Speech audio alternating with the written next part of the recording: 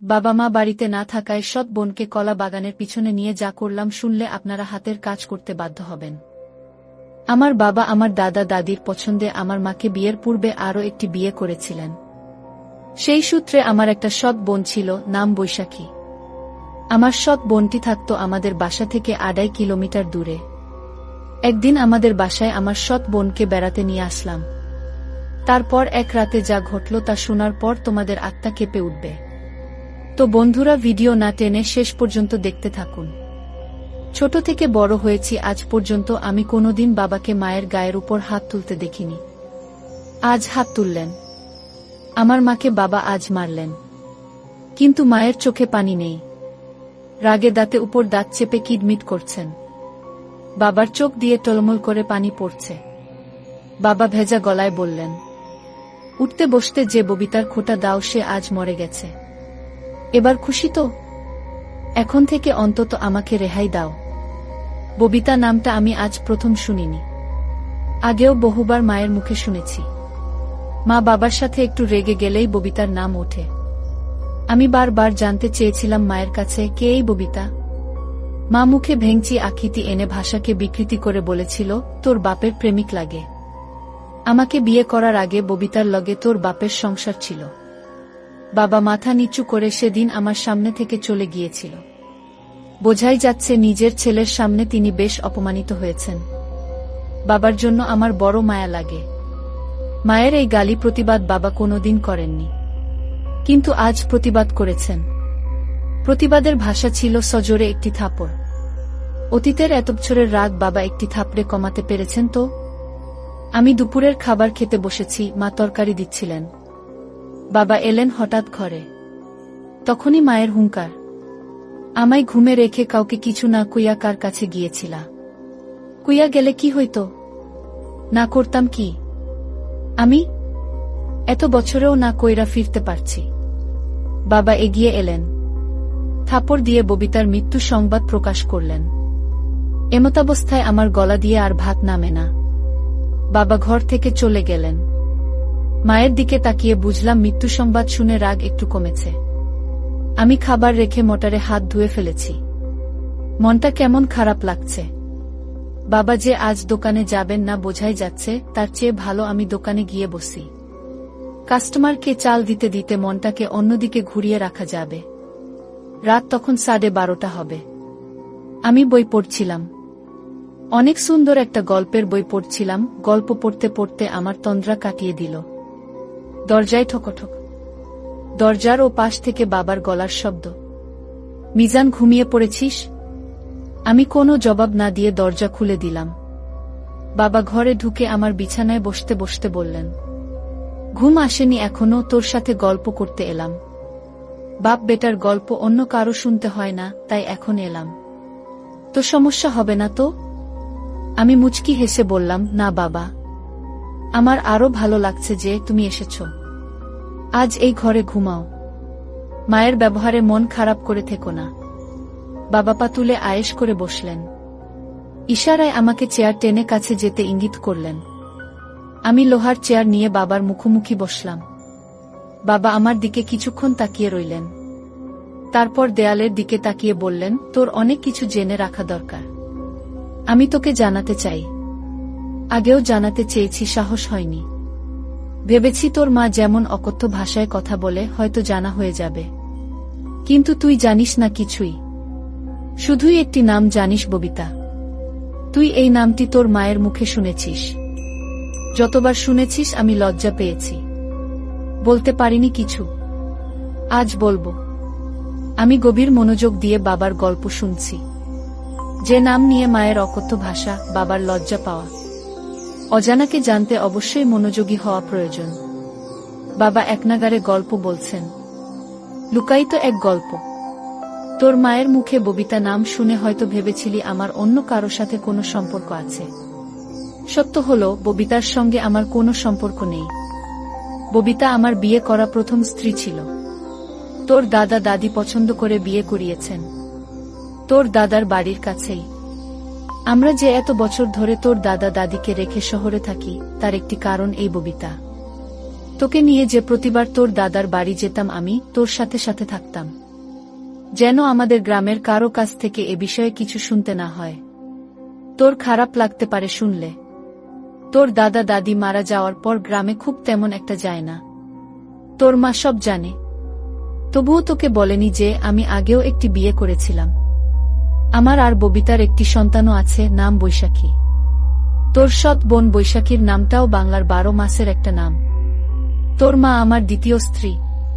সে যাই হোক, ববিতার সাথে বৈবাহিক সম্পর্ক শেষ হওয়ার পর সে পরবর্তীতে আবার বিয়ে করে এক মাদ্রাসার হুজুরকে। তোর দাদার বাড়ি থেকে কয়েকটা গ্রাম ওপারে। 9 বছর সংসার করলেও আর কোনো সন্তানাদি হয়নি। হুজুর মারা গেলেন হঠাৎ করেই। আমি সব খোঁজই রাখতাম। রাখার কারণ বৈশাখী আমার মেয়ে। আমি তাকে আমার কাছে রাখতে পারিনি। হুজুর মারা যাওয়ার পর সেই সংসারে টানাটানি অবস্থা। আল্লাহ আমাকে যথেষ্ট দিয়েছেন, কয়েকটা সংসার চালানোর তৌফিক দিয়েছেন। আমি প্রতি মাসেই যাই সেই এলাকায়। কাউকে দিয়ে খবর পাঠালে বৈশাখী আসে। বাবা বলে এসে জড়িয়ে ধরে। কতষ্ট বায়না তার। আমি আসার সময় পুরো মাসের খরচ দিয়ে আসি বৈশাখীর হাতে। তোর মা এসব জানে। আমি গোপন করি না তোর মায়ের কাছে। আমি বৈশাখীর জন্মদাতা। সে আমার কাছে মেয়ে হিসেবে পাও না।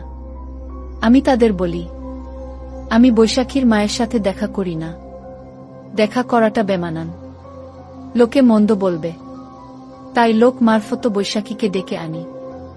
আর এখন তো সরকারি কলেজে অনার্স শেষ করবে এই বছর। এখন তো কলেজে গেলেই মেয়ের সাথে দেখা করতে পারি।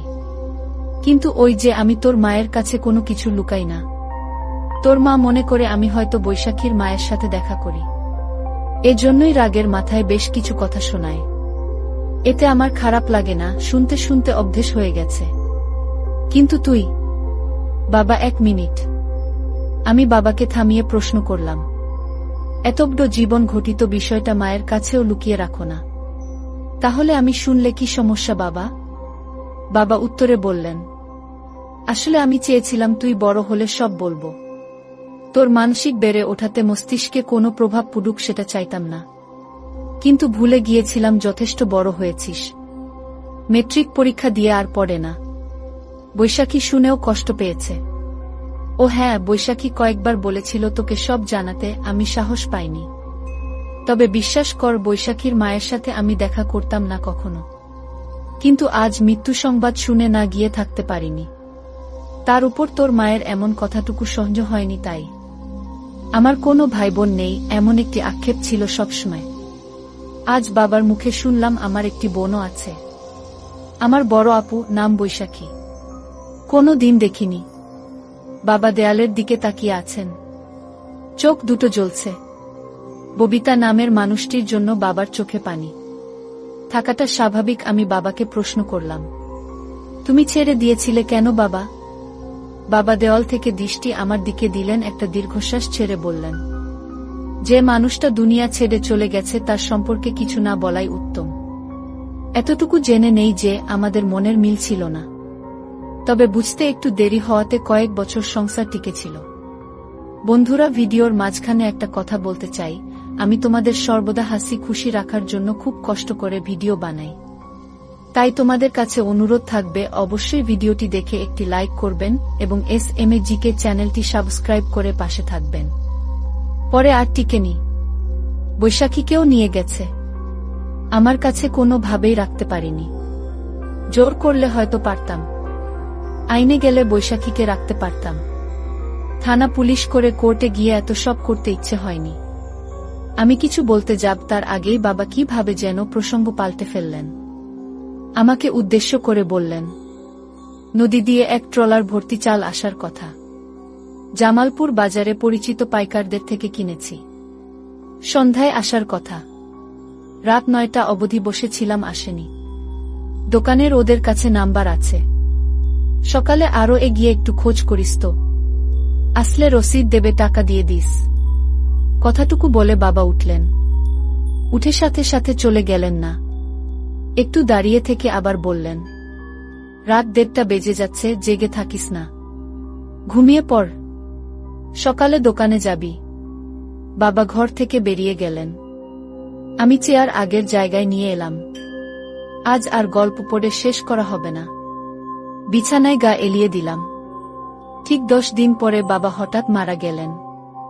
আমি দোকানে ছিলাম। খবর পেয়ে ছুটে এসেছি বাড়িতে। বাড়ি ভর্তি মানুষ। কেউ মারা গেলে পরিচিত সবাই শেষ দেখা দেখতে আসে। মা জোরে জোরে করে কান্না করছেন। মায়ের মুখে শুনতে পেলাম, সকালে শুধু বলেছিলেন বুকটা ব্যথা করে।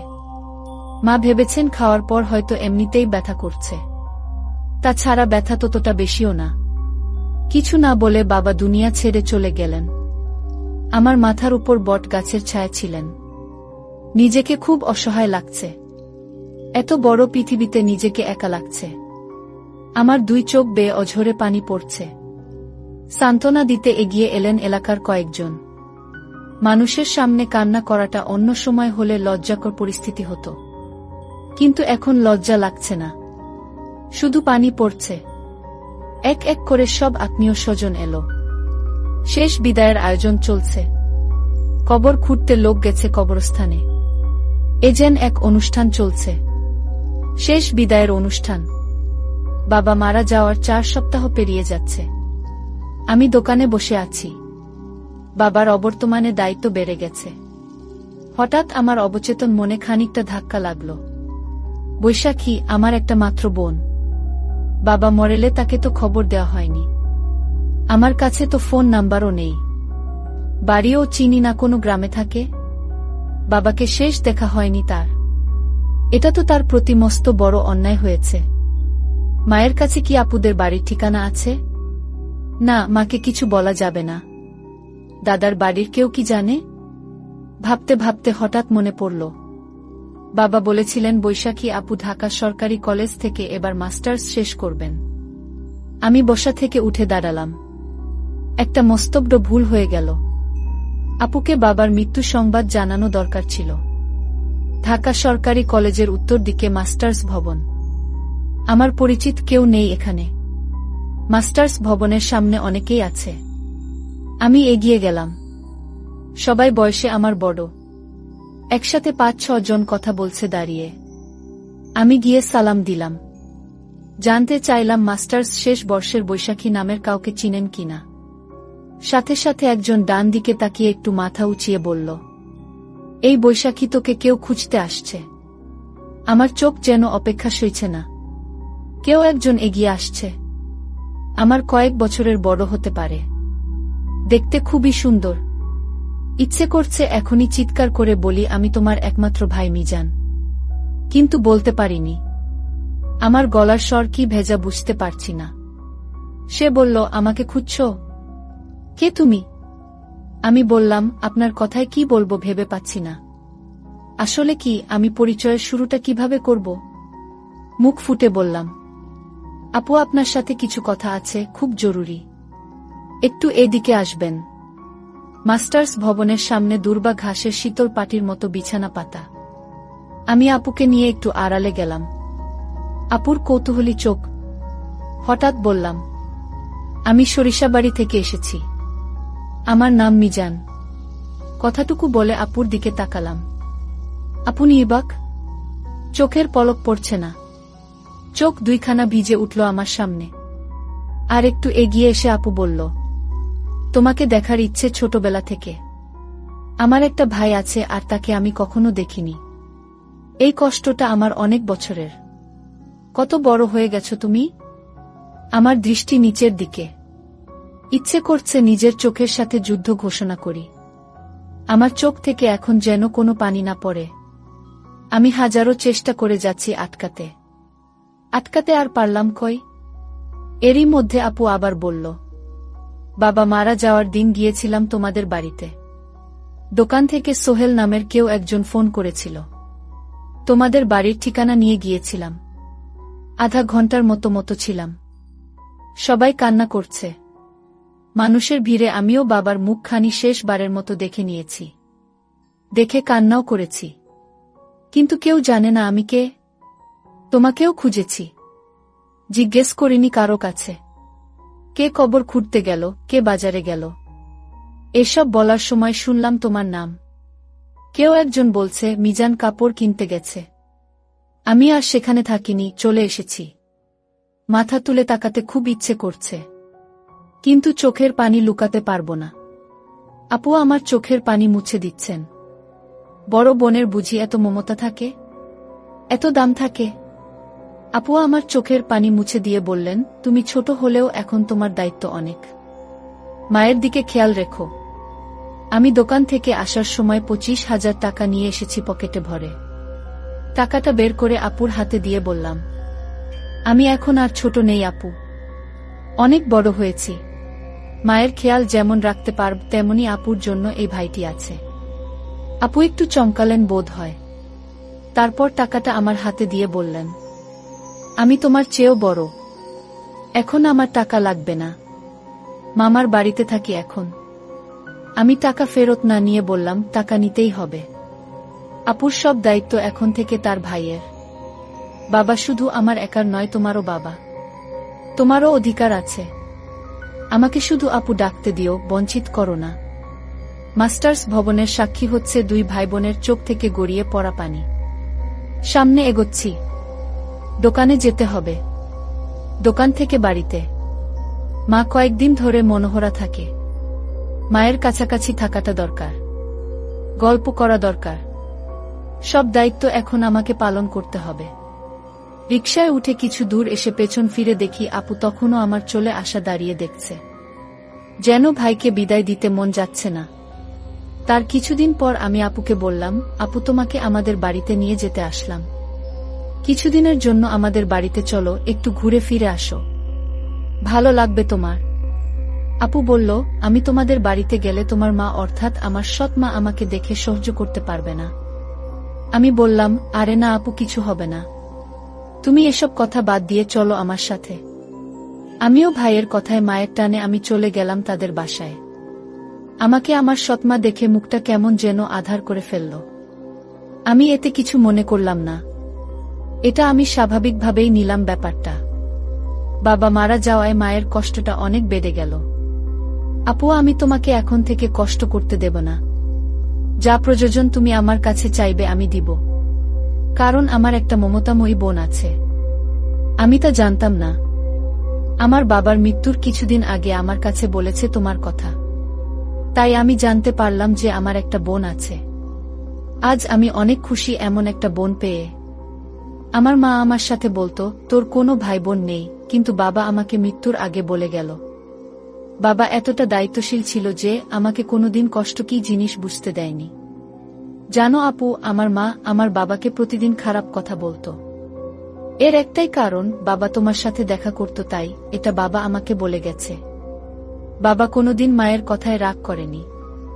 এসব গল্প করছিলাম, হঠাৎ মায়ের ডাক পড়ল, কি রে তোরা খাইতে আয়। আমার টেবিলে গিয়ে বসে খাবার শেষ করলাম। তারপর আমার রুমে আমার শ্রদ্ধেয় বড় বোনকে নিয়ে সুখ দুঃখের গল্প করছিলাম অনেকক্ষণ ধরে। আমার মা চাইতো না আমি আমার বোনের সাথে গল্প করি, বোনকে লেখাপড়া করার জন্য সাহায্য করি। আমার মা আমাদের দুজনেকে গল্প করতে দেখে পাড়ার মানুষকে নিয়ে আসলেন আর বললেন, দেখো তোমরা সবাই আমার ছেলেকেও বৈশাখী জাদু করে ফেলেছে। আমার ছেলে আমার কোনো কথাই শোনে না। আগে শুনতো। আমি মাকে বললাম, না তুমি এ কি বলছো? আমার বোনকে তুমি এত মিথ্যা অপবাদ দিচ্ছে। মা তুমি এতটা নীচ হতে পারলে কিভাবে? আমি আমার শ্রদ্ধেয় বড় বোনকে নিয়ে আসলাম আমাদের বাড়িতে কিছুদিন বেরিয়ে যেতে, আর তুমি কিনা আমাদের মিথ্যা অপবাদ দিচ্ছ। তোমাকে মা বলতে আমার ঘৃণা করছে মা। আমরা ভাই বোন। আমরা রুমে বসে বাবা আর তোমার জীবন কাহিনী নিয়ে আলোচনা করছিলাম, আর তুমি কিনা গ্রামের মানুষকে বলছো আমার বোনের সাথে। না মা, আমি ভাবতেই পারছি না। গ্রামের মানুষও কুসংস্কারে বিশ্বাস করত, আর তাই তারা ভেবে নিল আমার বোনের সাথে কিছু একটা আমার হয়েছে। তারপর আমি গ্রামের মানুষের সামনে কেঁদে কেঁদে বললাম, আপনারা প্লিজ আমার মায়ের কথা বিশ্বাস করবেন না। আমার বোন বলতে লাগলো, আমি একটা শিক্ষিত মেয়ে, আমার মরা বাবার কসম। সে আমার ছোট ভাই, তাকে নিয়ে আমি অন্য কিছু ভাবব? এটা আপনারা কি করে ভাবলেন? আপু ও আমার কথা শুনে গ্রামের মানুষ বিশ্বাস করল। আমাদের কেন মিথ্যা অপবাদ দিল? আর গ্রামের মানুষও জানত আমার মা বাবার সাথে প্রতিদিন গন্ডগোল করত। অথচ বাবার কোনো দোষ ছিল না। তাই গ্রামের মানুষ খুব সহজেই আমার বোনের কথা বিশ্বাস করে নিল। তার জন্য গ্রামের মানুষ আমার মাকে শাস্তি হিসেবে 2 মাসের জেল খাটতে দিয়েছিল। তো বন্ধুরা, আজকে এই পর্যন্তই। ভিডিওটি দেখার পর যদি তোমাদের ভালো লাগে তাহলে অবশ্যই একটি লাইক করবেন এবং কমেন্ট করে তোমাদের মতামত জানাবেন। আর চ্যানেলটি সাবস্ক্রাইব করে সাথেই থাকবেন। ধন্যবাদ।